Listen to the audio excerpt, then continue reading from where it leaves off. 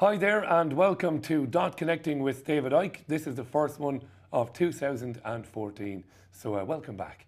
Without further ado, over to the man himself, David Icke. Hi David. Hi Rich. Isn't it great to be getting back to what this station was set up to do? Fantastic. Put out information that will alert people to where we're going unless we head That's it the off, plan. which is what this was all about and why it was created. And I'm going to take it on. You know, the last Dot Connecting program talked about a guy called Dr. Richard Day and how he'd spoken to pediatricians in 1969. He was a Rockefeller insider. And he had in 1969 said, this is how the world's going to change. And it's like looking at the world today, not only where it's going, but in many ways where it already is. And then there was the theme of George Orwell, who published his book in 1948 called 1984. And look around you. The Orwellian state global state is unfolding. Then you look at Aldous Huxley, Brave New World, published in 1932. Look around you. It's unfolding what he, in his novel, said was going to happen. And you can pick up these themes and these indications all over the place, if you research deeply enough, of how the way the world has gone and where it's going and what is happening today is not random. It's coldly, carefully planned. And I want to talk today about another example of that. It was a document I came across very early on in my research, which started around 25 years ago. And it's called Quiet Weapons for Silent Wars. Sorry, the other way around. Silent Weapons for Quiet Wars. And what it is, Silent Weapons for Quiet Wars, it's a manual for people who have come into the cabal, shall we say, or to work for the conspiracy to take us into this Orwellian state. It's a manual explaining how you manipulate the population through silent weapons. And silent weapons are different expressions of social engineering. My new book's called The Perception Deception, and that's what we're talking about. If you are going to control billions of people, then you can't do it physically. There's too many of them compared with you, even with your jackboots in uniform. There's too many. You have to manipulate and program the perceptions of the population, the perceptions of themselves and the perception of their reality and world events, so that they will then act and respond in a way that suits your agenda and allows this Orwellian nightmare to unfold. And Silent Weapons was dated May 1979 and was apparently found in a copier at a surplus sale in 1986 by a employee of Boeing. And when you find that in the 1980s and you look at what it says, people can say, well, someone's just made this up. So the proof of its genuineness and validity is, does what it says in there occur as the years go past? Well, this is how the manual described the nature and the consequences of this perception manipulation that is going on globally. Everything that is expected from an ordinary weapon is expected from a silent weapon by its creators, but only in its own manner of functioning. It shoots situations instead of bullets. Manipulate the situation, like I talk about problem, reaction, solution, create the problem, get the public to see the problem in the way that you've told them to see it, and then they will react by allowing solutions to that problem to occur that they would possibly have protested against and resisted had that problem not been manipulated into place in the first place. It's propelled, talking about silent weapons, it's propelled by data processing instead of chemical reaction, explosion. Originating from bits of data instead of grains of gunpowder, from a computer instead of a gun, operated by a computer programmer instead of a marksman, under the orders of a banking magnate instead of a military general. It makes no obvious explosive noises, causes no obvious physical or mental injuries, and does not obviously interfere with anyone's daily social life. Yet, the document says, the silent weapons make an unmistakable noise, cause unmistakable physical and mental damage, and unmistakably interferes with the daily social life, i.e., unmistakable to a trained observer, one who knows what to look for. And as we go deeper into this, we'll see how the world is constantly being manipulated in terms of perception by manufactured events and manufactured, if you like, causes, which are designed to have a response or an effect to the cause.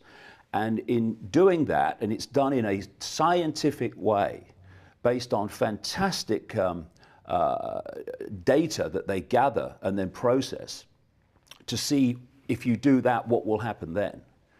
You see that the world that we think is random and is just happening by chance is unbelievably, in its depth, manipulated on purpose.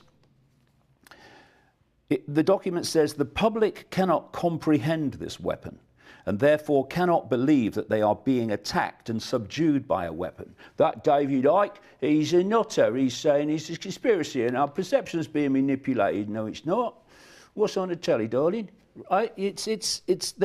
Most people would never even think that their minds are being manipulated daily, minute by minute, to perceive the world and self in a certain way.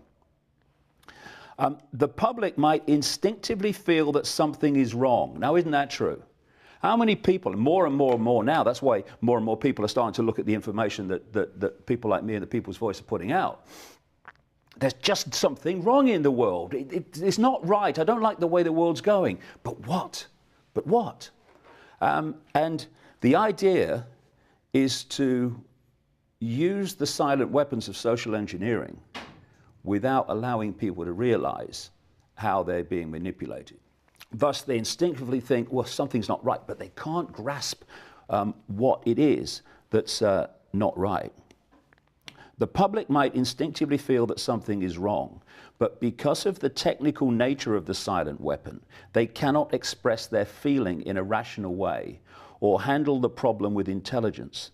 Therefore, they don't know how to cry for help and don't know who and how to associate with others to defend themselves against it. And it's interesting and so appropriate that we're talking about this document on a show on the People's Voice called The Dot Connector. Because as long as you keep those dots apart, you keep people in that feeling of something's not right, but what?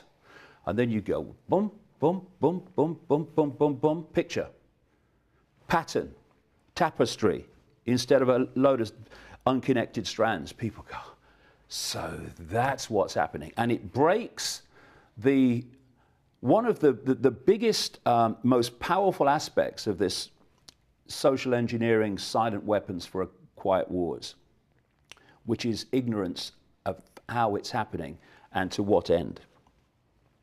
When a silent weapon is applied gradually, very relevant this is, the public adjusts, adapts to its presence and learns to tolerate its encroachment on their lives until the pressure, brackets psychological via economic, here we go, economic crashes, austerity, becomes too great and they crack up. And how obviously relevant and true is that? What do I talk about? The totalitarian tiptoe, where you start at A and you're going to Z, but you don't go in one big leap or big leaps, two big leaps, because people go, what's going on? There's changes going on.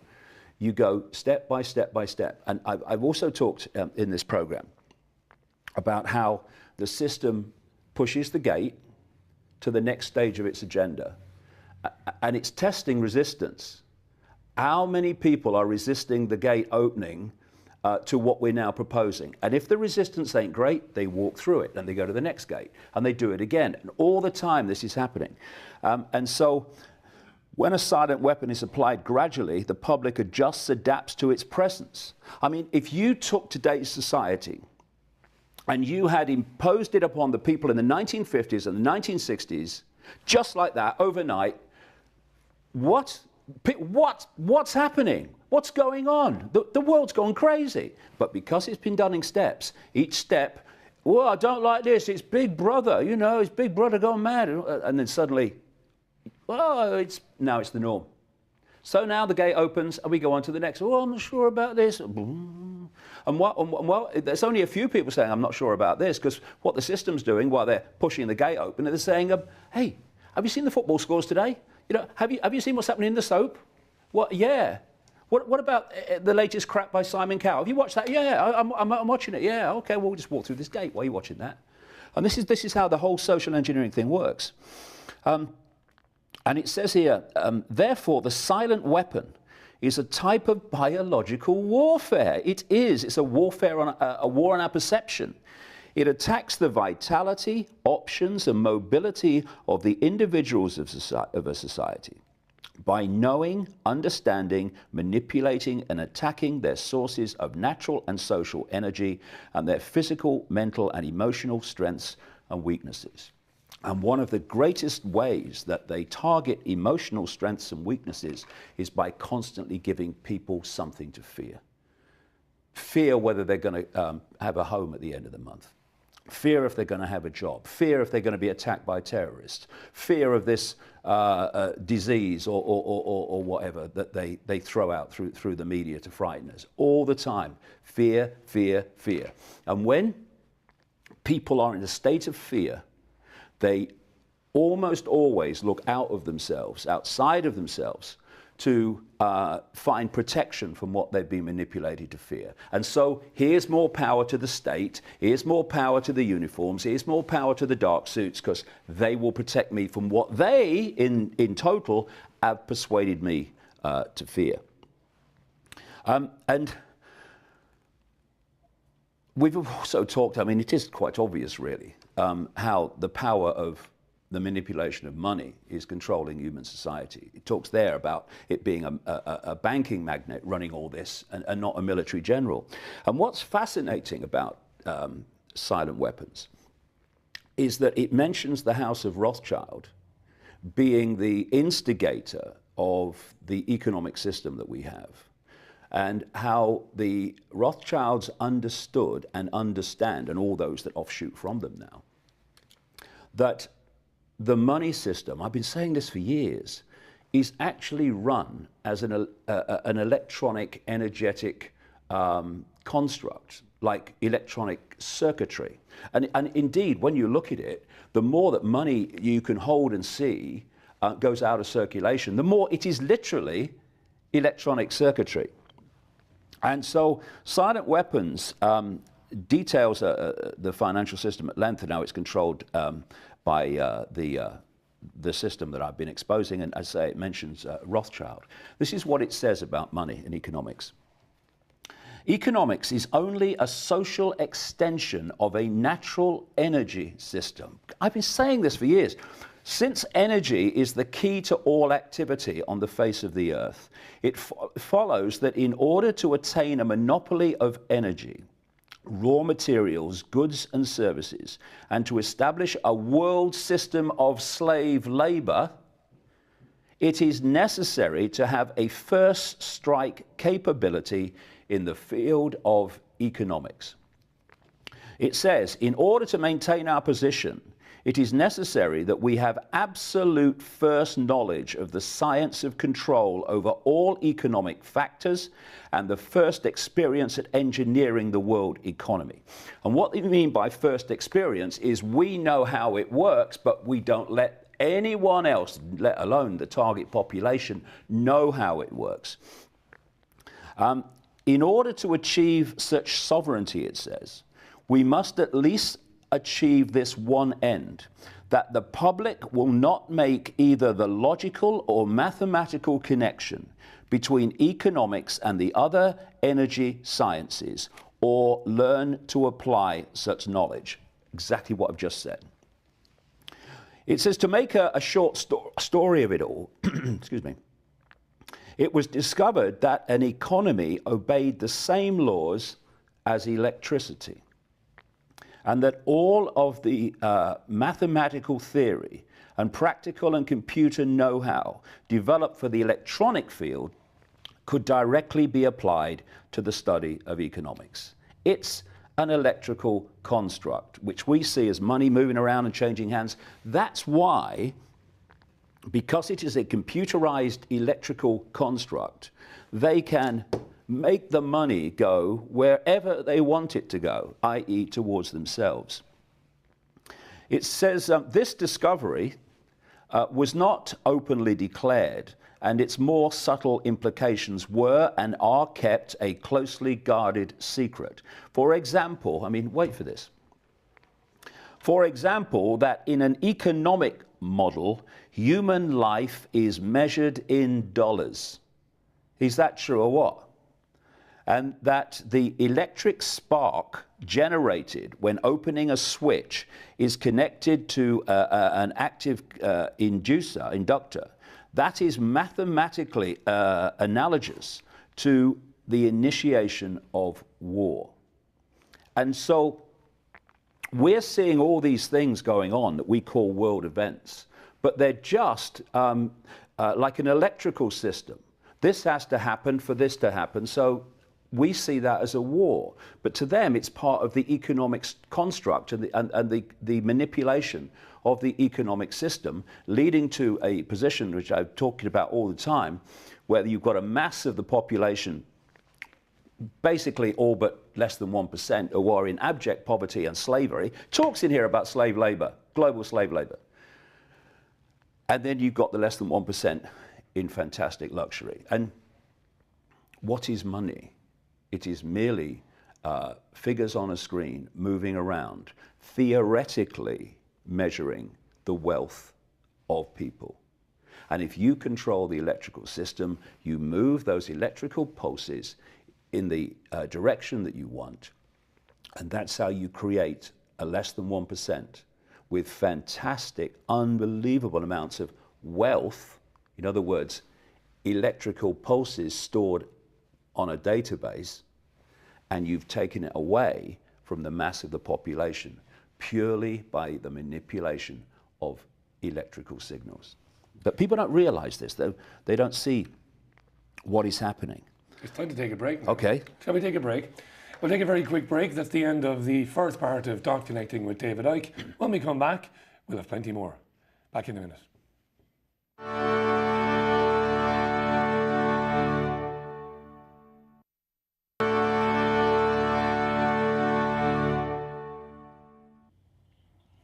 Welcome back to part two of Dot Connecting with David Icke. As I remind you, from time to time, you can catch previous episodes on davidicke.com and also on the People's Voice YouTube channel. David, back to you.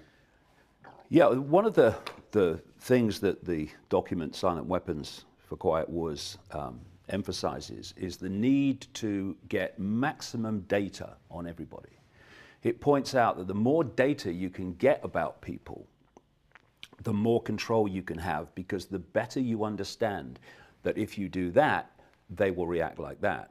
And what we've got, of course, all these years later, since this was produced and later found and exposed, is staggering levels of data collection on people. I mean, we've seen the Edward Snowden revelations and all the others about the NSA in America. It's going on everywhere, in GCHQ in Britain. And this data, people think that it's only for surveillance. Well, it's surveillance for those that the system is concerned about and wants to know what they're doing, because they're starting to suss the system and how it works. But it's also, collectively, it's about taking fantastic amounts of data from people. You can get it from the social networks and all these other sources now, where people are giving them all the, it's like, you know, David Petraeus, you know, basically talked about when he was head of the CIA, you know, we don't have to keep surveillance on people anymore. They tell us all we want to know. In many, many cases, that's true. But it's going through these computers, and they're talking about, this great massive one they've just opened in Utah, which is processing information from all these different internet and phone and other sources. And they're saying it's being held. Well, it ain't just being held. It's being processed. And computers of a advancement that would beg a belief, even in the public arena today, and see how far it's gone there, are doing the processing and coming up with a model that says, if you want the world to go here, you do that. And then what they do is that. Hey presto. And interestingly, the next thing I'm going to come to from the document is something that the document calls shock testing. Here we are back to, if you do that, that's what will happen. And it calls it shock testing. And it describes it as like massive hikes in fuel, massive hikes in energy costs, massive hikes in food costs. It's done systematically, out of nowhere, or very quickly at least, and then the society responds and actually everything moves. The kaleidoscope moves as a result of it. And this is what the document says. Eventually, every individual element of the structure comes under computer control through a knowledge of personal, what have I just said? Personal preferences, such knowledge guaranteed by computer association of consumer preferences, Universal Product Code, UPC, Zebra Stripe pricing codes on packages, etc. It says, with identified consumers, brackets identified via association with the use of a credit card, and later a permanent tattooed body number invisible under normal ambient illumination, microchips. Microchips. That's where we're obviously going, and they were talking about this in 1979. But of course, as we've seen in previous dot connecting shows, they were talking about this earlier. And it says that silent weapons it is the manipulation, the mind manipulation through things like advertising. Great line. This is a direct quote from the document. If a person is spoken to by a TV advertiser as if he were a 12-year-old, then due to suggestibility, he will, with a certain probability, respond or react to that suggestion with the uncritical response of a 12-year-old, and will reach into his economic reservoir, we would call a pocket, and deliver its energy, because money is energy. I've been saying all these years, that's what they see money as, energy. We see kind of, coins and bits of paper, but to them it's energy. They're moving energy around. And they're trawling and vampiring the energy of the population through what we call money. They will deliver the energy to that product on impulse when he passes it in the store. So all the time, not just advertising, but mainstream television in general, is constantly suggesting things to people which go in the subconscious, and they're walking down the aisle, simple example, in a supermarket, something catches their eye, and yeah, I'll buy that. Why are you buying that? I don't know, I'm going to try that. And it's all been put in the subconscious, possibly even weeks before. And it goes on, silent weapons, about these price shocks.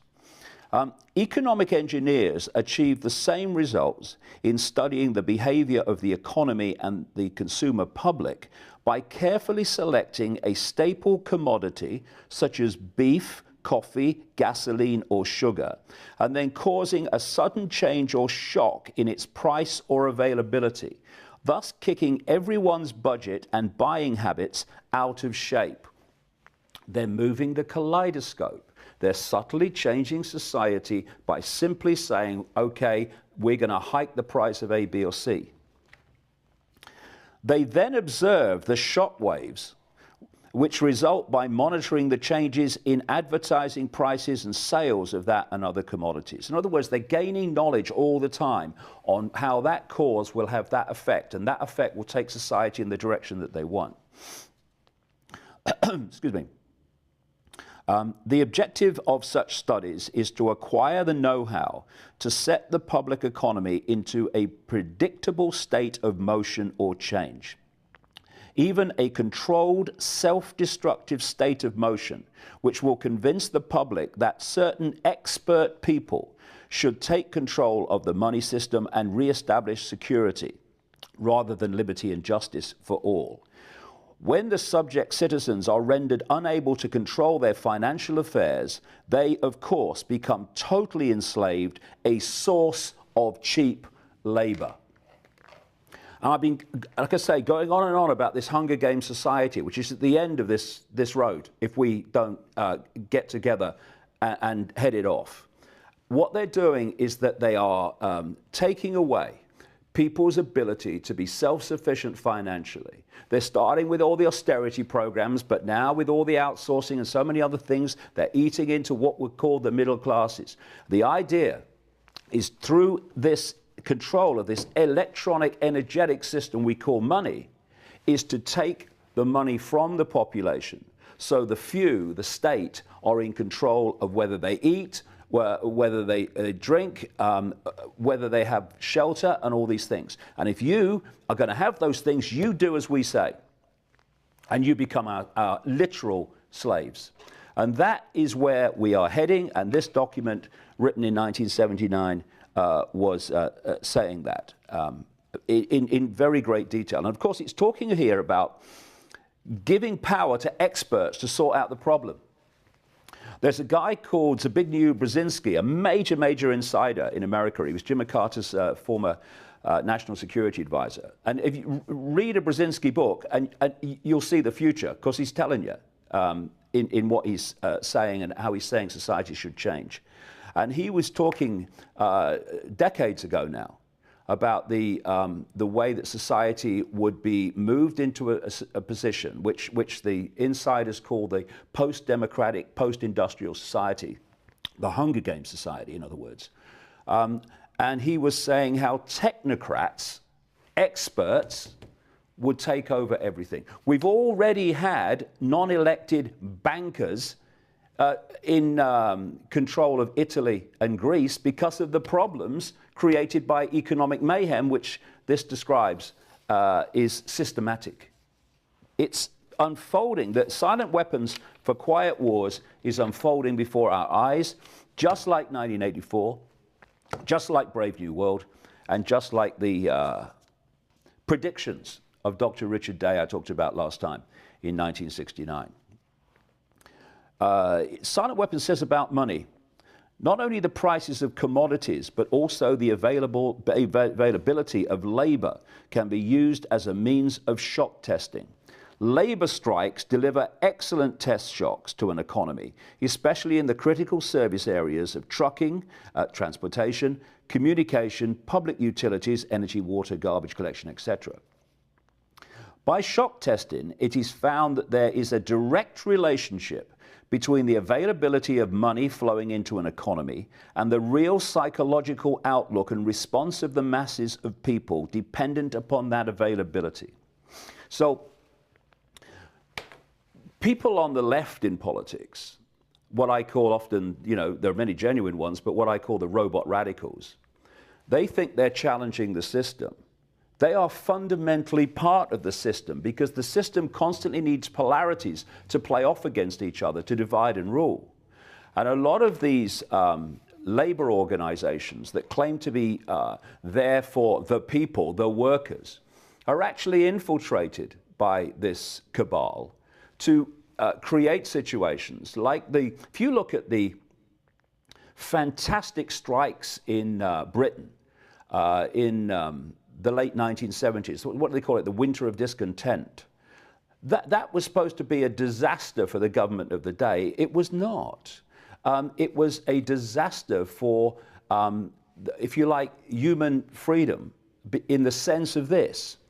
That era of constant, massive strikes, the system loved it. The people thought they were challenging the system and opposing the system. System loved it, because what happened? They had the excuse, manipulation of perception, to bring in Margaret Thatcher and destroy the unions. and all the good things that unions were doing.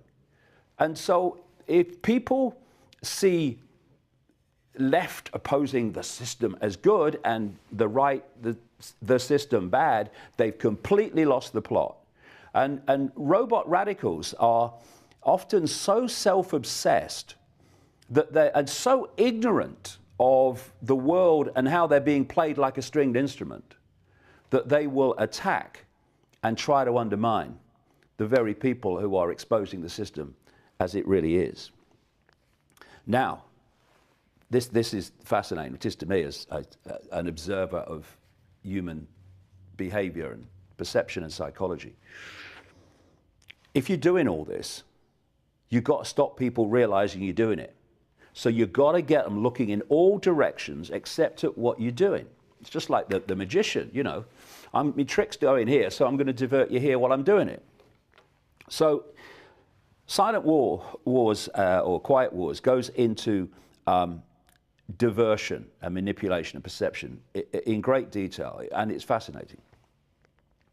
It says that there's a battle plan and a war on perception, like I say, and this includes the targeting of people's perceptions by the following: disengaging their minds, sabotaging their mental activities, providing a low-quality program of public education in mathematics, logic, systems design and economics, and discouraging technical creativity.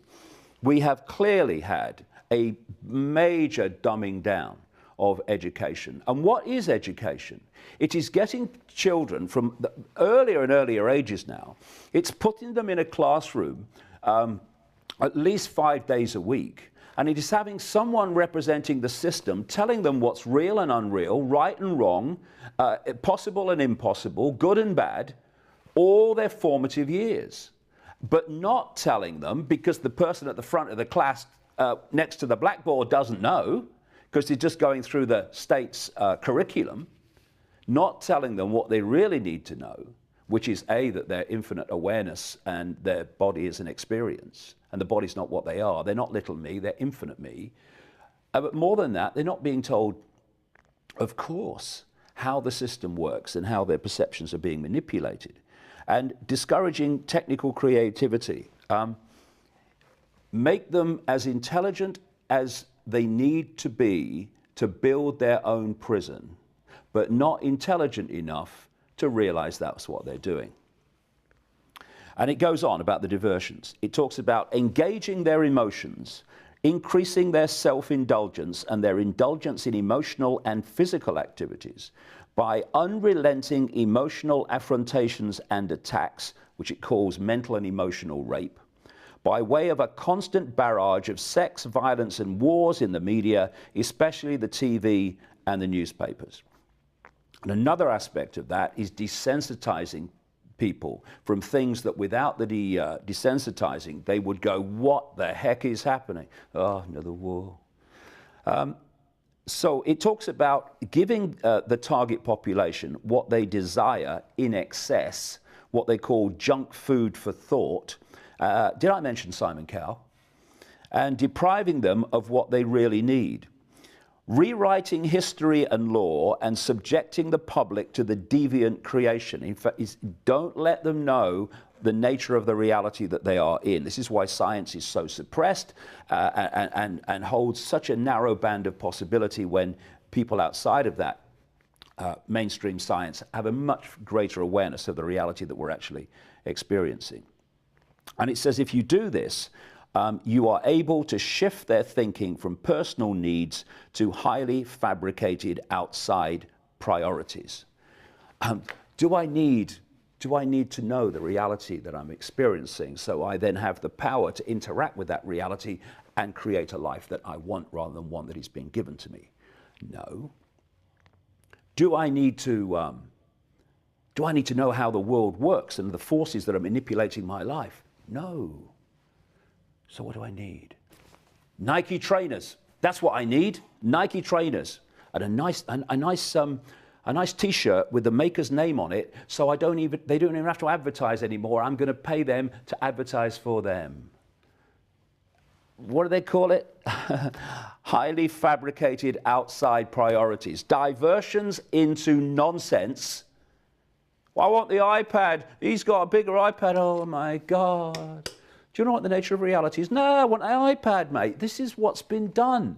The human race has been manipulated and socially engineered into being, with honourable exceptions and growing, thank goodness, a bunch of kids in the playground. And it goes on and to encapsulate the silent weapons approach. Wait for this. Media. Keep the public, adult public attention diverted away from the real social issues and captivated by matters of no real importance. And that is exactly the reason the People's Voice was created and why the People's Voice must stay on air. Because we are challenging that by treating people like adults and giving them information that the nonsense that this is talking about will never give them. Schools. Keep the young public ignorant of real mathematics, so they don't understand the money system for a start, real economics, real law, and real history. Don't let them know where it's all come from, because that gives them a greater fix on where they are. Give them a false timeline and sequence for where we got here, and then they won't understand where they are in anything like the same way. Entertainment. Keep the public entertainment below a 6th grade level. Did I mention Simon Cowell? Work. Keep the public, this is lovely, this. Work. Keep the public busy, busy, busy with no time to think, back on the farm with the other animals. In other words, keep them busy surviving. Got to survive. Rent. Well, this is it. Simon Cowell. And don't let them go, blimey. So that's what's happening. And it's all calculated and all set down in this document, which we will complete after the break, I think. We will indeed. We'll take a very quick break. When we come back, we'll have the final part of Dot Connecting with David Icke. Back in a minute.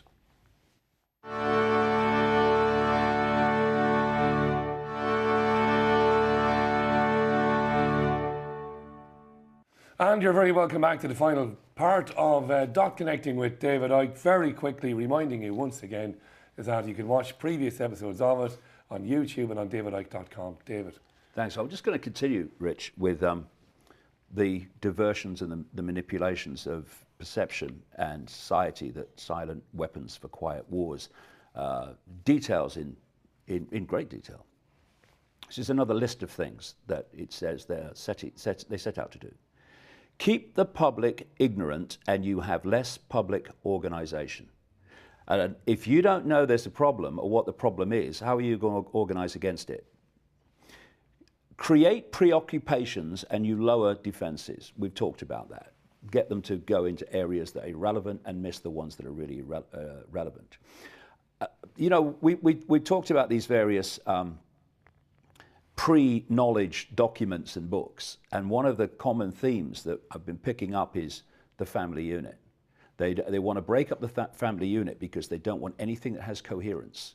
They want nothing that has coherence. And here we go in this document. Attack the family unit and you control the education of the young. And what Dr. Richard Day was talking about, we mentioned in the last Dot Connecting show, was that schools were going to become the hub of the community. And if you see how parents are losing rights after rights after rights over their children and their future and what happens to them, while the state's getting those rights and dictating their child's life. That's the idea until there is no parental influence whatsoever. Give out less cash and more credit and you trigger more self-indulgence and social engineering data. In other words, let them have as much debt as they want. They will then become obsessed with consumerism and materialism. And as they're going around using the credit card, we're gleaning more and more data that we can put through these massively advanced computers to get a very accurate understanding of how they will react if we do A, B, or C. Encourage social conformity and you make programming easier. That means if there's someone who's putting their head up and saying, "What about this?" you hit them with a hammer. And you know this social engineering, this manipulation of perception, has reached such depth that you can have people saying, "We must give the people a voice. The people must have a say. We must have the free flow of information." And when you create it, they want to destroy it. That's the level of, well, for me, in my opinion, it is a form of insanity, because the programming becomes so deep and the responses are so computer-like, so software-like, that there is no real control of perception and the behavior that comes from that perception, because it's all reflex action, almost computerized software responses. That has to be a form of insanity when you are comparing that with free-thinking consciousness. Minimize protests about tax, and you maximize the input of personal economic data while minimizing enforcement problems. And what you've got, again, with the robot radicals over the years, you've got a lot of them saying, "Hey, tax more," and then you've got the right saying, "Tax less." Well, how about let's look at taxation and what it is, which is the state stealing energy from the people. And let's see if there's other ways that we can organize ourselves without having the state taking vastly increased all the time amounts of human energy earned by human effort. But no, more tax, less tax. What is the common denominator of those two things? Tax, which is what we need to address. Stabilize consent and you stabilize control. Again, get every people into the consensus. So now we've got political parties in America and in Britain and elsewhere that claim to be different, and they're standing on the same postage stamp. And the idea is to get the population the same, and it's happening. Tighten control of variables, i.e. individuality, and you have greater predictability. So anyone that is a maverick, and you look at the education system, it's always bashing the mavericks. They want to give them drugs now because they're saying the mavericks, who are nothing more than bored, they've got attention deficit disorder. So let's drug them because they're maverick. Hey, we've got one thinking of themselves over here. Quick, call the police. And it's the same with people in society, people like me and others who stand up and say, "Hey, this is not right." Hey, give him a bash. No problem. He's mad. Tighten control of variables like individuality and you have greater predictability. So clear. Maximize control and you minimize resistance to control. This is the more the police state comes in. And in many ways, I've mentioned before, the revelations about the National Security Agency and the surveillance. It's great that people become aware of actually what's going on, to a certain extent anyway. But what that's also saying to you is, so anything you do, we know about it. And so it's trying to, again, frighten people into a situation where they freeze and don't challenge the system because they fear the consequences of doing so. And what you're doing is you're getting more and more people to conform and act like the herd. Collapse the currency and you destroy faith in a country and each other. And that is obviously what's happening around the world with the crashing of the world economy. This document says, it is most interesting that by observing and measuring the economic models by which the public tries to run from their problems and escape from reality, and by applying the mathematical theory of operations research, it is possible to program computers to predict the most probable combination of created events, bracket shocks, which will bring about a complete control and subjugation of the public through a subversion of the public economy, brackets by shaking the plum tree. 2008, austerity, bail-ins. And it talks about how the system depends on personal data and information being handed over by what it calls a docile public through what it calls, interestingly, legal, brackets, but not always lawful, force, especially in tax documents. Furthermore, The number of such forms submitted to the tax authorities is a useful indicator of public consent, an important factor in strategic decision planning. What resistance is there to the gate? And here's a fascinating kind of almost condemnation, if you like, of the way people accept anything.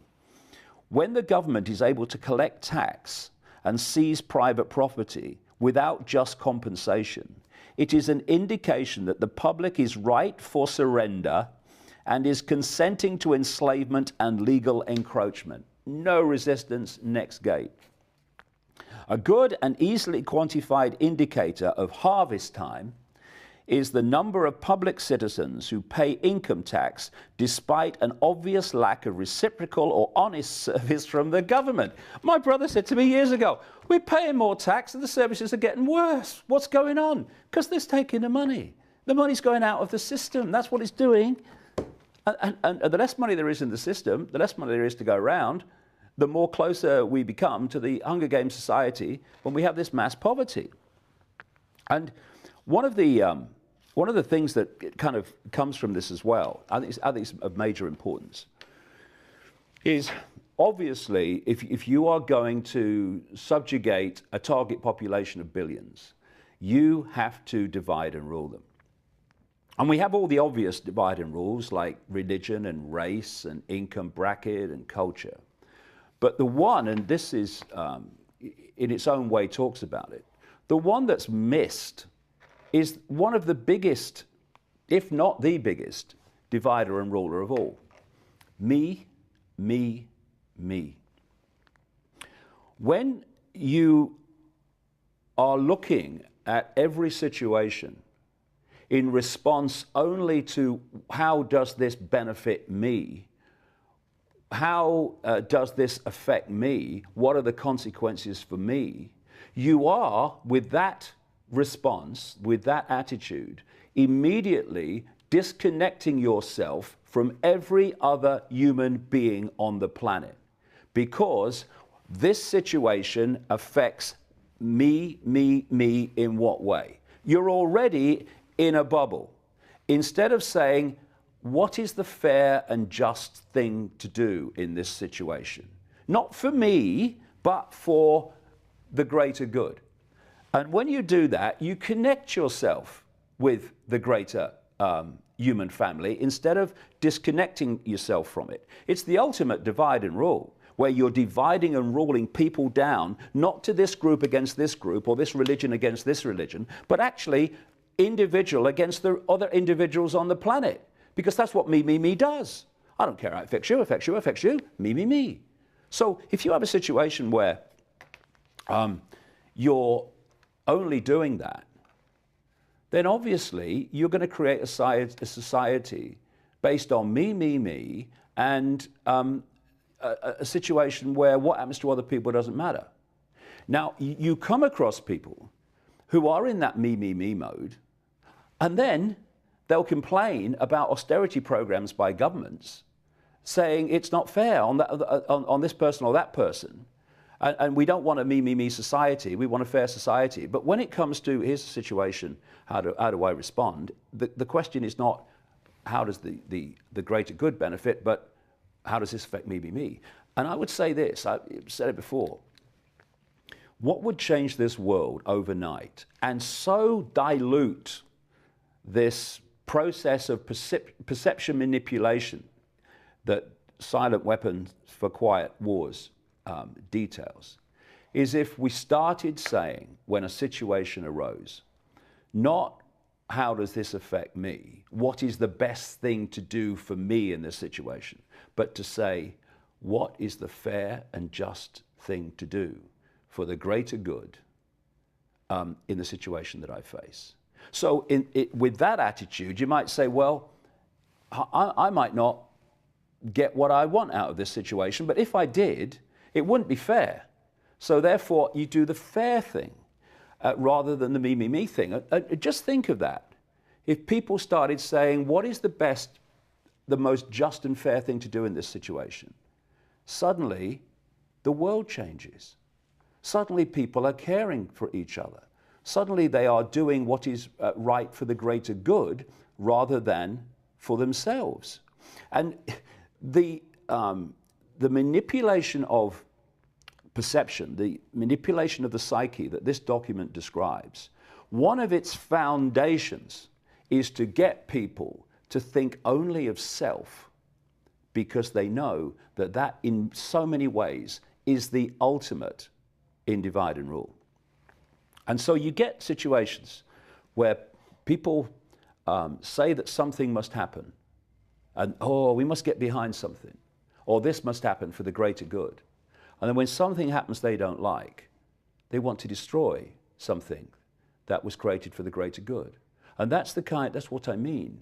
And so you get so-called radical people who claim to be fighting the system, and they've been played like a violin by the system. And it's systematic, and they don't know they're doing it because the system has them.